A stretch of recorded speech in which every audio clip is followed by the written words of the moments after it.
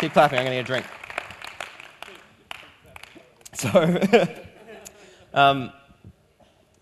So that's just obviously one example, right? So submission is defined as this: the action or fact of accepting or yielding to a superior force or to the will or authority of another person. So submission speaks of freedom, of liberty.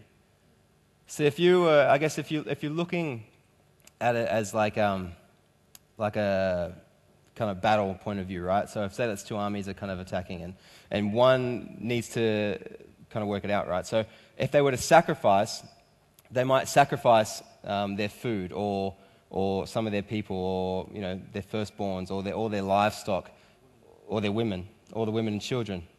Yes, thank you, Saxon. All the single ladies, thank you, Johnny.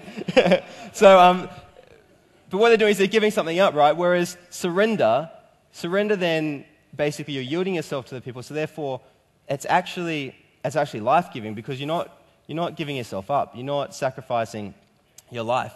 You're actually opening yourself up to a new kind of life, and you're turning over your will to somebody else.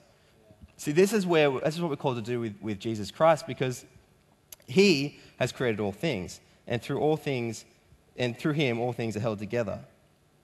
Okay? So if we are submitting our lives to Him and surrendering our lives to Him rather than sacrificing it to them, then living for Jesus Christ actually becomes the most joyful, liberating, freedom experience we could ever do, and the best way you can live. Amen? So, why don't we need to sacrifice?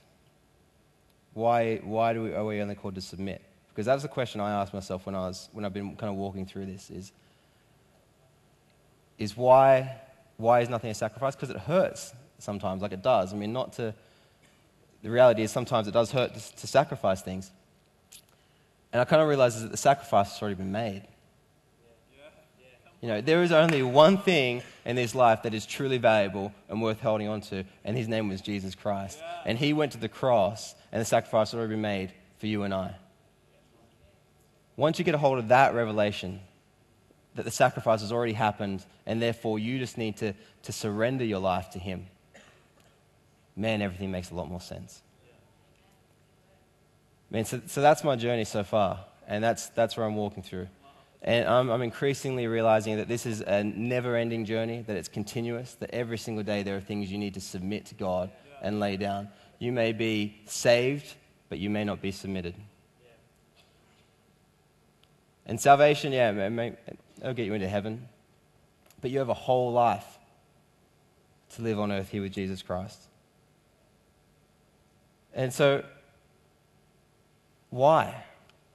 Why give us all these things, these talents, and all this kind of stuff that we can use to have fun with, if we just have to give it back? Like, that seems a bit messed up, right? That seems a bit whack. Like, why would He just give it to us to give back? Because by us having the choice of what we do with these things and choosing to give them back to God, that opens us up to a relationship with Him. And He desires more than anything else to have a relationship with you. So I want to ask you guys this tonight is are you submitted? You may be saved, but are you surrendered? Are you submitted to God? I mean, that's as simple as it gets tonight.